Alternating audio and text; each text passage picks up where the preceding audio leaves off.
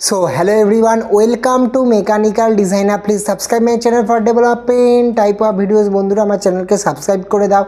আর এই উইকের নতুন and fresh Bengal নিউজে তোমাদের সকলকে স্বাগত। আর প্লিজ ভিডিওটাকে একটু লাইক অ্যান্ড হাইপ করে দাও, না হলে নতুন বন্ধুদের কাছে আমাদের এই বেঙ্গল নিউজ পৌঁছায় না।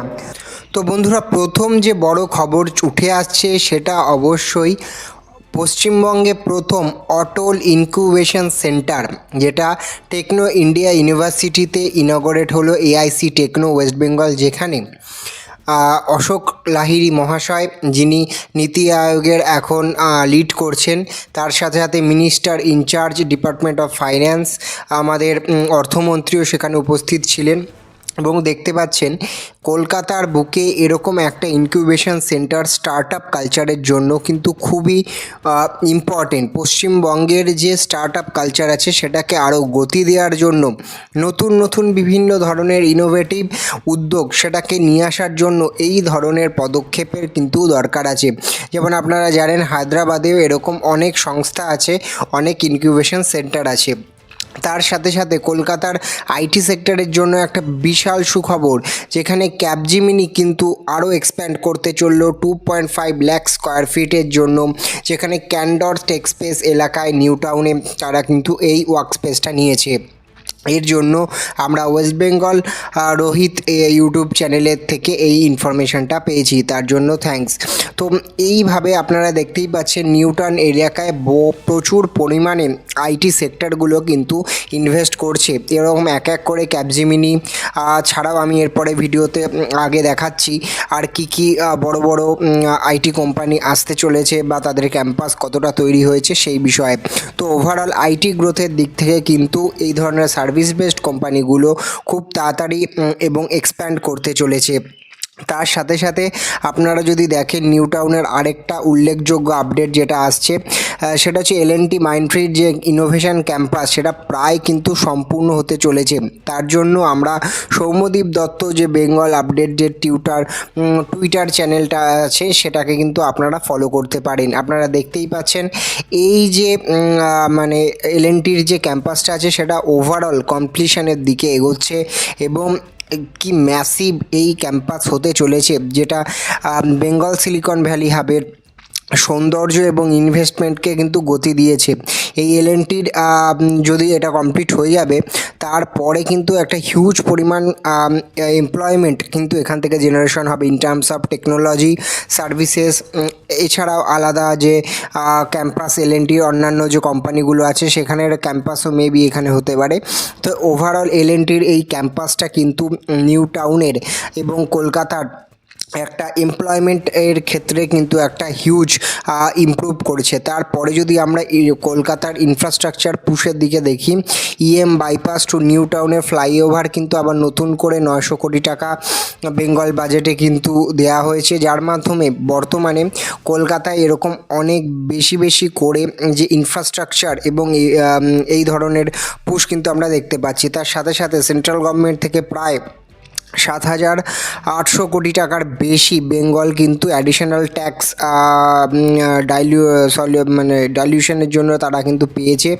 এবং সেন্ট্রাল গভর্নমেন্টের একটা শক্ত সাপোর্ট না হলে পশ্চিমবঙ্গের এরকম মতো রাজ্যর পক্ষে ঘুরে দাঁড়ানো কিন্তু খুব টাফ। তো এরম বিভিন্ন ধরনের সেন্ট্রাল থেকে বাজেট পেলেই কিন্তু এক এক করে সব কর্মকাণ্ড কমপ্লিট হবে। সেখানে টিসিএস এআই এক্সেলেন্স সেন্টার কিন্তু তারা যে এইচআইটি কে মানে হেরিটেজ ইনস্টিটিউট অফ টেকনোলজির কলকাতাতে তারা কিন্তু TCS open it's centre of excellence AI যে সেন্টার সেটা কিন্তু ওপেন করেছে। তো মোটামুটি টিসিএস, ক্যাপজিমিনি, এই কগনিজেন্ট এরা কিন্তু এক এক করে ভালোই ইনভেস্টমেন্ট করছে। এখন সময় হলো নতুন যে প্রোডাক্ট বেস কোম্পানিগুলোকে অ্যাট্রাক্ট করা, এবং তার জন্য কলকাতায় কিন্তু ইনফ্রাস্ট্রাকচার ডেভেলপমেন্ট করাও খুব প্রয়োজন। রিসেন্ট সময়ে বেঙ্গল গভর্নমেন্ট 2047 একটা ইনফ্রাস্ট্রাকচার প্ল্যান নিয়ে এগোচ্ছে।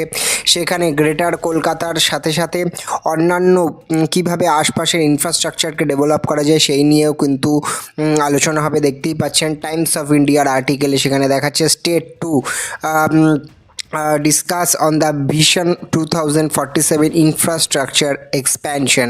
তো এক্সপ্যানশনের ইনফ্রাস্ট্রাকচারে আর কি কাজ করা যেতে পারে সেই নিয়েও কিন্তু একটা ভিশন তৈরি হচ্ছে। তার সাথে সাথে আমরা দেখতে পাচ্ছি রুবিতে স্কাইওয়াক এবং তার সাথে সাথে ডালহৌসি এরিয়াতেও ফ্লাইওভার, বাইপাস, এই ধরনের ওভারঅল যে একটা ইনফ্রাস্ট্রাকচারের পুশ কিন্তু আমরা দেখতে পাচ্ছি। সম্মানীয় অগ্নিমিত্রা পাল মহাশয়া এই ব্যাপারে কিন্তু তিনি এই ব্যাপারগুলো দেখতেই পাচ্ছেন, তার বিভিন্ন নিউজ আর্টিকেলে কিন্তু এগুলো দেখা যাচ্ছে। তো ওভারঅল একটা ইনফ্রাস্ট্রাকচার পুশ কিন্তু দেখতে পারে। তাছাড়াও নট অনলি কলকাতার বাইরেও তো পশ্চিমবঙ্গ আছে, সেখানে আমরা দেখতে পাচ্ছি পুরুলিয়ার জন্য প্রায় 2000 কোটি টাকা কিন্তু অ্যালোকেশন হয়েছে পুরুলিয়ার এয়ারপোর্টের জন্য। আমরা দেখতে পাচ্ছি কল্যাণী এয়ারপোর্ট নিয়েও কথা চলছে, বালুরঘাট এয়ারপোর্ট নিয়েও কথা চলছে, তার সাথে সে পুরুলিয়া এয়ারপোর্টেও কিন্তু প্রায় 2000 কোটি টাকার একটা যে বলতে পারেন বাজেট অ্যালোকেশন সেটা কিন্তু এগিয়ে গেছে। এইভাবে পুরুলিয়া যেমন দুর্গাপুর এয়ারপোর্ট খুব ভালোভাবে চলছে, তেমন পুরুলিয়া একটা এয়ারপোর্ট হলে আশপাশের আর্থিক উন্নতি এবং পুরুলিয়া যেভাবে ইন্ডাস্ট্রিয়াল গ্রোথ হচ্ছে সেটার জন্য কিন্তু খুব হেল্প করবে। দেখতেই পাচ্ছেন ডাবল ইঞ্জিনের পুরুলিয়ায় বিমানবন্দরের জন্য 2000 কোটি টাকা বরাদ্দ করা হয়েছে। কত তাড়াতাড়ি এটার ওপর কাজ হয় এবং এই ল্যান্ড অ্যালোকেশন থেকে কনস্ট্রাকশান এইগুলো কত তাড়াতাড়ি শুরু হয় এবং এই ধরনের ছোট এয়ারপোর্টগুলো আরও যদি বানানো যায়, সেখানে কিন্তু কেন্দ্র সরকারের যে উড়ান স্কিমের মাধ্যমে রিজিওনাল ফ্লাইট কানেক্টিভিটি কিন্তু খুব ভালোভাবে উন্নতি করা যাবে। তো এরকম দেশের অন্যান্য স্টেটে কিন্তু এরকম কানেক্টিভিটি ছোট এয়ারপোর্ট, রিজিওনাল ট্রান্সপোর্ট, এয়ারক্রাফট ট্রান্সপোর্টের কানেক্টিভিটি কিন্তু খুব ভালো হয়েছে। তারপরে যদি আরও নতুন কোম্পানির কথা ভাবি, একটা finance company, Swiss finance company, তারা কিন্তু কলকাতায় তাদের অফিস খুলে দিয়েছে। এরকম ছোট কোম্পানিগুলো কিন্তু একের পর এক অফিসিয়াল লিজিং কিন্তু কলকাতায় করছে, যার মাধ্যমে কিন্তু অল্প হলেও এমপ্লয়মেন্টের জেনারেশন হতেই চলেছে। এবং নট অনলি বড় ইন্ডাস্ট্রির সাথে সাথে এই ধরনের অফিস কালচার কিন্তু ব্লু কলার জব তৈরি করার ক্ষেত্রে খুব বড় ভূমিকা করে। সেখানে জিও কিন্তু আবারও এক্সপ্যান্ড করে গেল কলকাতায়। অ্যাফিস স্পেস সলিউশনের আন্ডারে Jio expand it's office in যে কোওয়ার্কিং স্পেস আছে অ্যাফিসের, সেখানে কিন্তু তারা এক্সপ্যান্ড করলো। জিও ধীরে ধীরে পুরো ইস্টার্ন ইন্ডিয়ার যত অপারেশন আছে সেটা কিন্তু কলকাতা থেকে অপারেট করছে এবং এই ধরনের আরও সংস্থা কিন্তু কলকাতার দিকে তাকিয়ে আছে, কারণ খুব কম পয়সায় এখানে ভালো মাইন্ড পাওয়া যায় এবং এই ধরনের জন্যই সার্ভিস কোম্পানিগুলোর নজর কিন্তু কলকাতার দিকে আছে। আমার চ্যানেলের সাথে জুড়ে থাকুন, কমেন্ট করুন কেমন লাগছে। পরের ভিডিওতে এরকম নতুন খবর নিয়ে আসবো সবার সাথে। বাই।